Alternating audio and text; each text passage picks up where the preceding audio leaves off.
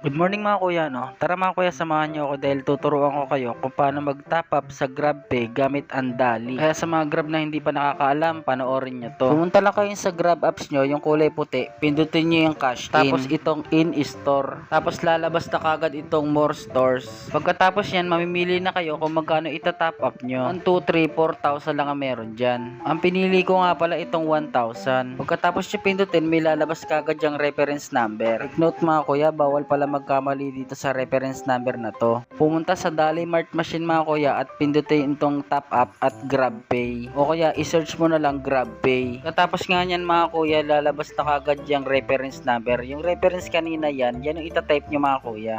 Pagkatapos pindutin nyo yung proceed at ilagay nyo dito yung number nyo. Yung number nyo gamit nyo sa GrabFood. Katapos pindutin nyo yung proceed at ilagay nyo kung magkano yung ita-top up nyo. 1,000 yun sa akin. Katapos mga kuya, pindutin nyo lang itong proceed. Katapos nga mga kuya, ipapakita sa iyo ng machine na to yung mga pinaggagawa mo. Meron pa kayong chance sa i-double check yung mga pinagagawa nyo kung tama. Tapos pindutin ng pay cash.